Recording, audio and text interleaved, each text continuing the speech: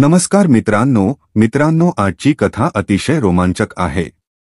आजच्या कथेत भगवान शंकरांनी नंदीजींना दोन बहिणींची कथा सांगितली, ज्यांचे नाव होते अमावस्या आणि पौर्णिमा। मित्रांनो, ही कथा फक्त ऐकण्यानेच सर्व दुःखांचा अंत होतो। म्हणून तुमचा वेळ न घालवता आपण कथा सुरू करूया।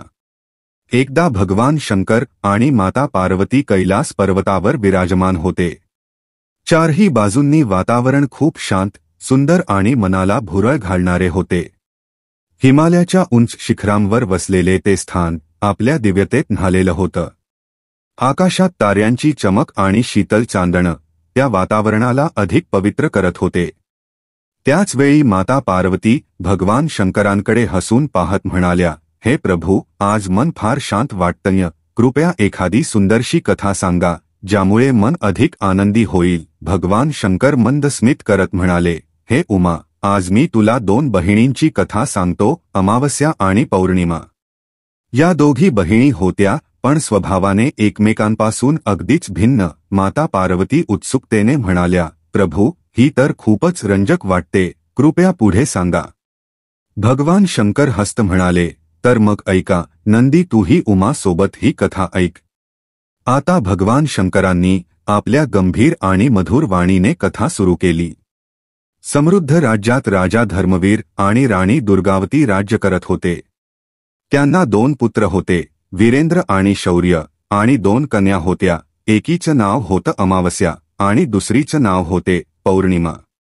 पौर्णिमा, जिचे मुख चंद्रासारखं तेजस्वी होते, ती सकाळपासून संध्याकाळपर्यंत भगवान शिव यांची आराधना करत असे, गरिबांना अन्न वाटत असे, तुळशीला पाणी घालत असे आणि आपल्या आईवडिलांची सेवा करत असे। ती खूपच धार्मिक वृत्तीची होती। ती नेहमी पूजापाठ करत असे, गरिबांची सेवा करत असे आणि घरातील सर्व कामे आनंदाने करत असे। पण दुसरीकडे अमावस्या, जिला राजसी थाट आवडत होते, ती दिवसभर फक्त शृंगार करण्यात व्यग्र असे, नोकरांवर ओरडत असे, पूजेला व्यर्थ मानत असे। अमावस्येला पूजापाठात अजिबात रस नव्हता। ती नाही कधी पूजा करत असे, नाही कुठलं काम। पण तरीही दोघी बहिणी एकमेकींवर खूप प्रेम करत असत, कारण पौर्णिमेचा स्वभाव अत्यंत चांगला होता। तरीसुद्धा राजा आणि राणीचं वागणे पौर्णिमेच्या बाबतीत फारस चांगले नव्हते। ते अमावस्या आणि आपल्या दोन्ही पुत्रांवर जास्त प्रेम करत असत। हळूहळू काळ सरकत गेला आणि राजाच्या सर्व मुलांचं वय लग्नाचे झाले।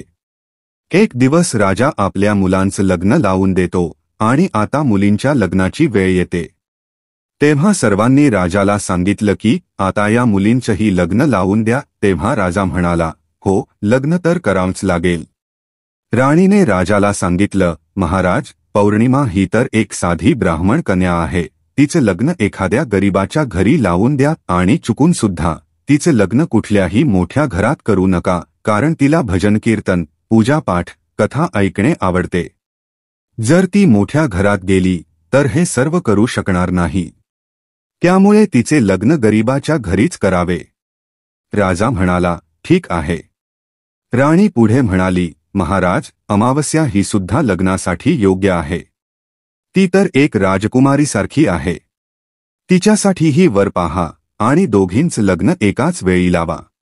राजाने जवळच्या गावातील एका राजाच्या मुलाशी अमावस्याचे लग्न लावले आणि त्याच गावातील एका गरीब शेतकऱ्याच्या मुलाशी पौर्णिमेचं लग्न लावले। राजा राणीला जेव्हा हे सांगतो तेव्हा राणी खूप आनंदित होते। मित्रांनो, राजा आणि राणी यांनी कोणताही विचार न करता आपल्या मुलींच्या बाबतीत पक्षपात केला। राणीच्या सांगण्यानुसार अमावस्याचे लग्न एका धनाढ्य राजकुमाराशी लावण्यात आले। तिला सोन्या चांदीची पालखी, नोकरचाकर मिळाले। तर दुसरीकडे बिचारी पौर्णिमा एका शेतकऱ्याच्या घरात पाठवली गेली। तिला फक्त एक जुनी साडी आणि एक तुळशीचं रोप दिलं गेलं। तेव्हा राणी मनात विचार करत होती, पाहूया आता पौर्णिमा गरीब घरात कशी राहते, काय ती तिथेही पूजा करते, पाहूया भगवान तिला काय मदत करतात। आता त्या दोघी बहिणींची विदाई होते आणि अमावस्या व पौर्णिमा आपल्या आपल्या सासरी निघून जातात। अमावस्या आता एका महाराणीसारखे जीवन जगू लागली, ऐशोआरामात राहू लागली। तर पौर्णिमा मात्र आपल्या नशिबावर आणि भगवानाच्या भरोशावर समाधानी आणि भक्तिपूर्ण जीवन जगत होती. अमावस्याचा पती, जो एक राजकुमार होता, तो खूप अहंकारी होता. तर पौर्णिमेचा पती अत्यंत शांत आणि सुसंस्कारित होता. काही दिवस असेच सरले आणि मग एक दिवस अमावस्याने आपल्या घरी शिवचालिसाचे आयोजन केले. या कार्यक्रमासाठी तिने संपूर्ण गावातील सर्व महिलांना आमंत्रण दिले. शेजारी पाजारी स्त्रियांनाही बोलावले. पण तिने आपली बहीण पौर्णिमाला मुद्दाम बोलावले नाही, कारण तिला आपल्या गरीब बहिणीला घरी बोलावणे आवडत नव्हते. तिला वाटत होतं की तिला बोलावणे म्हणजे आपली प्रतिष्ठा कमी होईल. पौर्णिमा आपल्या दारात बसली होती तेव्हा गावातील काही स्त्रिया म्हणाल्या, "अगं पौर्णिमा बहीण, तुझ्या बहिणीकडे शिवचालिसा आहे, तू नाही जाणार का?" तेव्हा पौर्णिमा म्हणाली, "नाही, मी जाणार नाही, कारण माझ्या बहिणीने मला बोलावलं नाही." गावातील स्त्रिया म्हणाल्या, "असं काय? पूजापाठ आहे, तू चल आमच्यासोबत. ती तर तुझी बहीण आहे." तिला वाटलं असेल की बहीणच आहे, निमंत्रण देण्याची गरज काय. गावकऱ्यांच्या बोलण्यावर विश्वास ठेवून पौर्णिमा शिवचालिसामध्ये सहभागी झाली. अमावस्याने जेव्हा पौर्णिमाला पाहिले तेव्हा ती रागाने म्हणाली, "अगं, मी तुला बोलावले नाही, तरी तू माझ्या घरी का आलीस?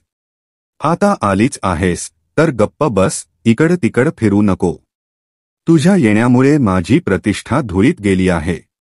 पाहिलंस का स्वतःला कशी कपडे घातलीस? जा तिकड कोपऱ्यात बस."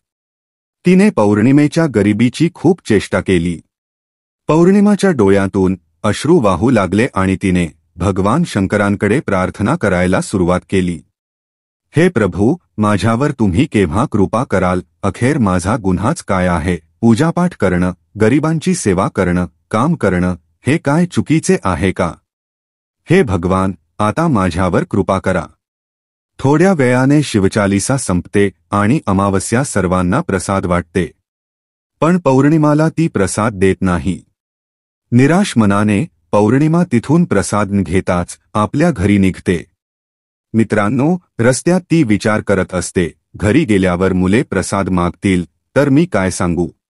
मग तिच्या मनात विचार येतो, का नाही मी माझ्या भावाभाऊजाईला भेटायला माहेरी जाते. मग ती हळूहळू माहेरच्या दिशेने चालायला लागते. तेव्हाच तिला एक तुळशीचे झाड दिसले. तिथे एक ओटा होता, ज्यावर एक वृद्ध माता बसलेली होती. त्या वृद्ध मातांनी पौर्णिमाला विचारले, "बाळा, तू कोण आहेस आणि कुठं चालली आहेस? काय तू माझी एक मदत करू शकतेस?" तेव्हा पौर्णिमाने आपला परिचय दिला. मग त्या वृद्ध माता म्हणाल्या, "बाळा, पहा, माझे तुळशीचे रोप सुकत चालले आहे. त्याला थोड पाणी घाल आणि ओटा साफ कर, म्हणजे थोडा थंडावा मिळेल." तेव्हा पौर्णिमाने तुळशीला पाणी घातले आणि वृद्ध मातेला स्नान घालून दिले. त्यांच्या पायांवर हात फिरवले. मग पौर्णिमाने विचारलं, "आई, अजून काही काम आहे का?" तेव्हा प्रसन्न होऊन वृद्ध माता म्हणाल्या, "नाही बाळा, अजून काही नाही. तू माझी खूप चांगली सेवा केली आहेस. भगवान तुझं भलं करो." त्यांनी पौर्णिमाला भरपूर आशीर्वाद दिले आणि म्हणाल्या, "बाळा, जेव्हा तू माहेरून परत येशील तेव्हा माझ्याकडे नक्की ये." पौर्णिमा म्हणाली, "ठीक आहे आई," आणि पुढे चालू लागली. चालत चालत तिला रस्त्यात एक शिवमंदिर दिसले. तिथेही एक ओटा होता, त्यावर एक वृद्ध बाबा बसलेले होते. ते कोणी दुसरे नव्हे तर स्वतः भगवान शंकर होते, पण पौर्णिमाने त्यांना ओळखले नाही. त्या वृद्ध बाबांनी विचारले, "बाळा, तू कोण आहेस? कृपया माझी एक मदत करशील का? मोठं पुण्य मिळेल."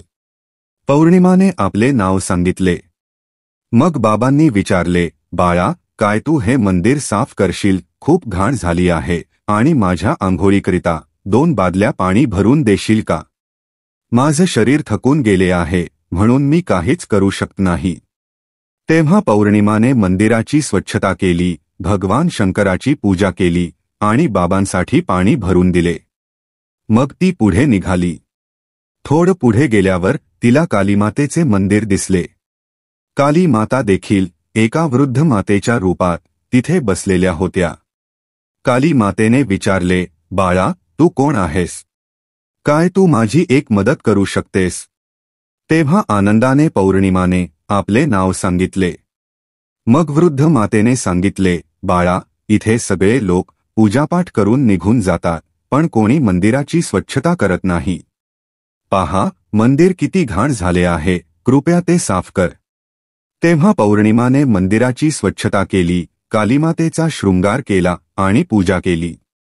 मग वृद्ध मातेला स्नान घातले आणि त्यांचे पाय दाबले. मग त्या काली रूपातील वृद्ध मातेचा आशीर्वाद घेतला आणि ती पुढे निघाली. थोडं पुढे गेल्यावर तिला एक नदी लागली. तिथेही एक वृद्ध माता बसलेल्या होत्या. त्या कोणी दुसऱ्या नव्हे तर स्वतः गंगामाई होत्या.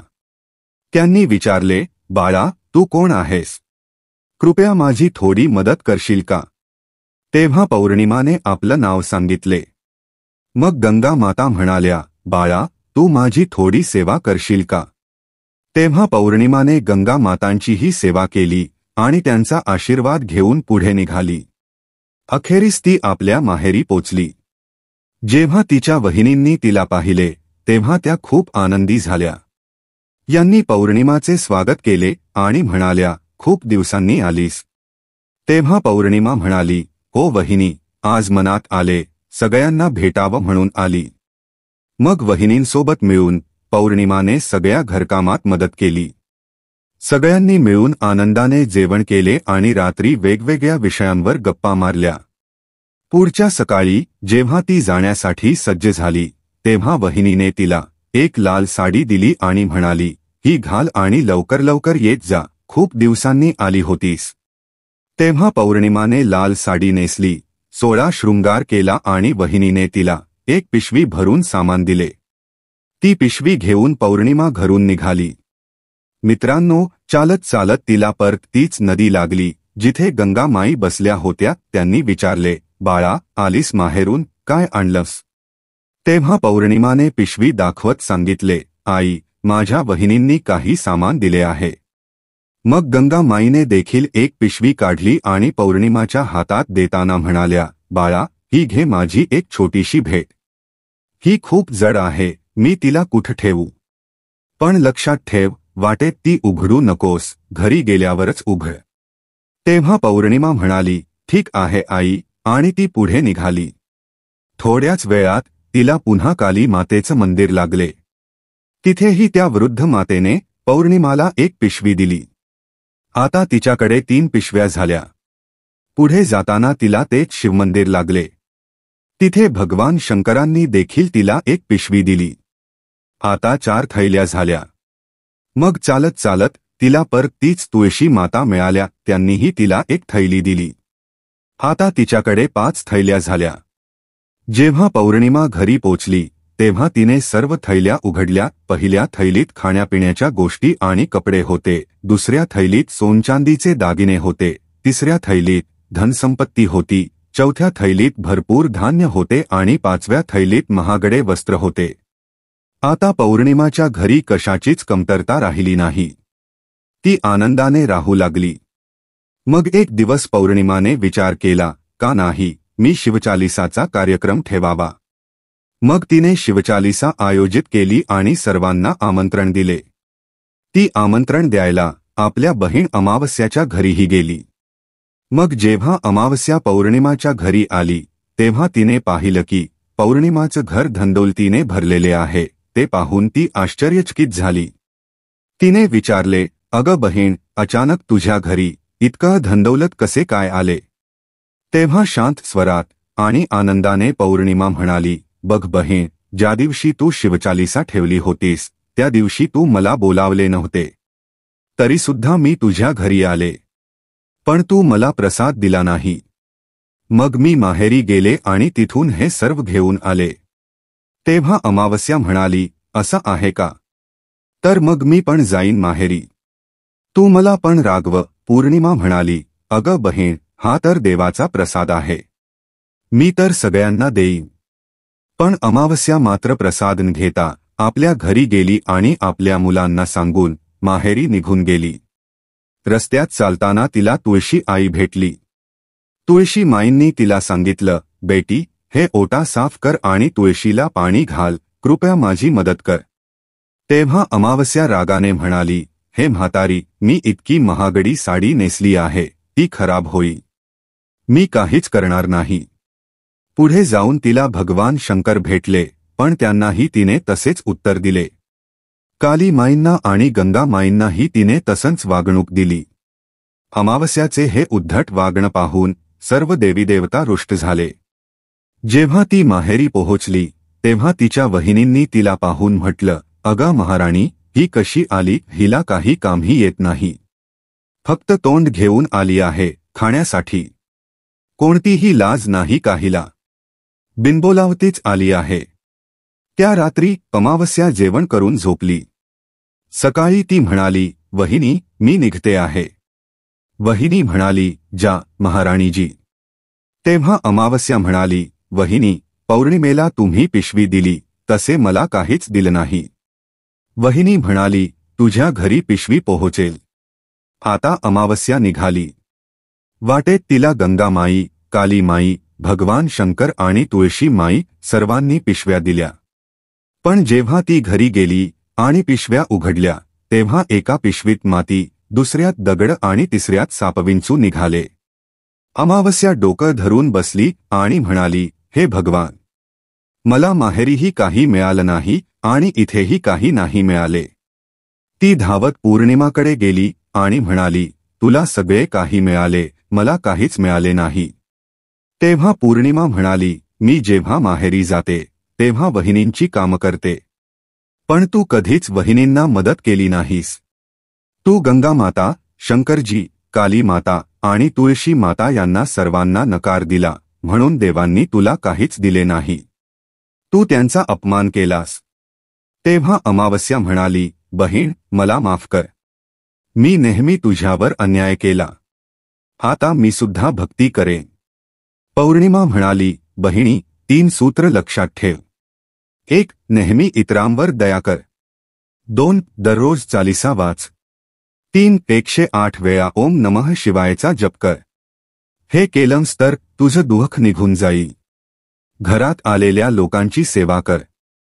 हे 3 सूत्र देवांनी प्रसाद स्वरूपात दिले आहे, त्यांना मनापासून स्वीकार आणि मनात ठेव. मी मनापासून देवाची पूजा केली आणि सर्वांची मदत केली, म्हणून मला सगळे मिळाले.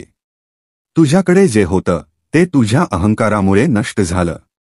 आता अमावस्या घरी गेली आणि पूजापाठ करू लागली. ती भगवान शंकराची माफी मागू लागली. हळूहळू तिच्या परिस्थितीतही बदल होऊ लागला. मित्रांनो, या कथेतून आपल्याला हे शिकायला मिळतं की लोभ आणि ईर्षेचं फळ नेहमी वाईट असते. जो व्यक्ती मनापासून सेवा आणि भक्ती करतो त्याला देव भरभरून आशीर्वाद देतात. आपल्याला देखील आपल्या आयुष्यात चांगुलपणा आणि सेवेचा मार्ग स्वीकारावा, जेणेकरून आपले दिवसही सुखमय होतील. भगवान शंकर माता पार्वतीला सांगतात, हे उमा, संसारातील सर्व दुःखांचे मूळ कारण म्हणजे माणसाच्या अतृप्त इच्छा, लोभ आणि ईर्ष्या आहे. जेव्हा माणूस स्वतःकडे असलेल्या गोष्टींमध्ये समाधानी राहत नाही आणि नेहमी जास्त मिळवण्याच्या लालसेमध्ये डुबून जातो, तेव्हा तो हळूहळू अज्ञानाच्या अंधारात प्रवेश करतो. लोभ हा असा विकार आहे की एकदा का मनात शिरला तर त्याला शांत करणे फार कठीण होते. तो माणसाला दिवसभर, रात्रभर भटकवतो आणि त्याला शांतपणे जगू देत नाही. तो प्रत्येक गोष्ट मिळवण्याच्या स्पर्धेत उतरतो, मग त्यासाठी अधर्माचाही आधार घ्यावा लागला तरी चालेल असे त्याला वाटू लागते. हा लोभ माणसाला विनाशाच्या दिशेने नेतो. माता पार्वती शांतपणे ऐकत होत्या. भगवान शंकर पुढे म्हणाले, उमा, जर फक्त लोभ असले तरीही जीवनात थोडेसे संतुलन आलेही असते. पण जेव्हा त्यासोबत ईर्ष्या देखील येते तेव्हा व्यक्तीचे पतन निश्चित ठरते. ईर्ष्या हे असे विष आहे जो शरीराला छेदता आत्म्यालाच हळूहळू मारून टाकतो. जेव्हा माणूस इतरांचे यश, संपत्ती किंवा सौंदर्य पाहून दुःखी होतो तेव्हा तो स्वतःचीच ऊर्जा नष्ट करतो. तो स्वतःला कमी समजू लागतो आणि ही भावना त्याच्या मनात आत्मग्लानी, द्वेष आणि घृणा निर्माण करते. शंकर म्हणतात की ईर्ष्या करणारा माणूस कधीही आनंदी राहू शकत नाही, जरी त्याच्याकडे जगातल्या सर्व गोष्टी असल्या तरी. तो नेहमी इतरांशी तुलना करतो आणि स्वतःला कमी समजतो. हीच तुलना त्याला आतून पोखरून टाकते. अशा स्थितीत ना त्याचं मन शांत राहतं ना त्याचं जीवन सुखी होतं. म्हणूनच मी म्हणतो, उमा, ईर्ष्या आणि लोभापासून दूर राहणे हेच सर्वात मोठं तप आहे. माता पार्वतीने विचारले, प्रभू, या दोन्ही दोषांपासून मुक्ती शक्य आहे का? असा काही मार्ग आहे का? भगवान शंकर हसून म्हणाले, हो उमा, मार्ग आहे. आणि तो म्हणजे संतोषाचा मार्ग. जो व्यक्ती आपल्या जीवनात संतोष ठेवतो तोच खऱ्या सुखाला प्राप्त होतो. जो हे समजतो की प्रत्येकाचं नशीब वेगळे आहे, प्रत्येकाची यात्रा वेगळी आहे, तो इतरांची प्रगती पाहून प्रेरित होतो, ईर्ष्या करत नाही. जो आपल्या कर्मावर विश्वास ठेवतो आणि प्रामाणिकपणे मेहनत करतो तो हळूहळू यशाकडे जातो आणि खरा आत्मिक सुख अनुभवतो. शंकर पुढे सांगतात की लोभ आणि ईर्ष्या हे केवळ भौतिक गोष्टींपुरते मर्यादित नाही, ते नातेसंबंधही नष्ट करू शकतात. जेव्हा व्यक्ती नात्यांमध्ये तुलना करतो, इतरांच्या प्रेम आणि सन्मान पाहून असंतुष्ट होतो, तेव्हा तो आपल्या सर्वात जवळच्या नात्यांनाही गमावतो. म्हणूनच मी नेहमी सांगतो, प्रेमात विश्वास ठेवा, आपल्या जीवनयात्रेला सन्मान द्या आणि आपल्या अंतर्मनात पहा, बाहेर नाही. जो बाह्य गोष्टी पाहून आपली अंतर्गत शांती गमावतो तो सर्वात मोठा मूर्ख आहे. माता पार्वतीने म्हणाला, स्वामी, तुमचे शब्द माझ्या हृदयाला स्पर्श करत आहेत. मी हे उपदेश प्रत्येक स्त्रीला सांगेन, जेणेकरून त्या आपल्या कुटुंबात संतोष, प्रेम आणि सौहार्द आणू शकतील. भगवान शंकर हसून म्हणाले, उमा, हेच तर धर्म आहे. जेव्हा माणूस आतून शांत असतो तेव्हाच तो जगाला शांती देऊ शकतो. जो आपल्या मनाचे विकार जिंकतो तोच खरा साधक आहे, तोच खरा ज्ञानी आहे आणि तोच खरा भक्त आहे. मित्रांनो, आजसाठी एवढेच. आम्हाला आशा आहे की आजची ही कथा तुम्हाला नक्कीच आवडली असेल. तेव्हा व्हिडिओला लाईक करा, शेअर करा आणि चॅनेलला सबस्क्राईब करायला विसरू नका. धन्यवाद. हर हर महादेव. जय माता पार्वती.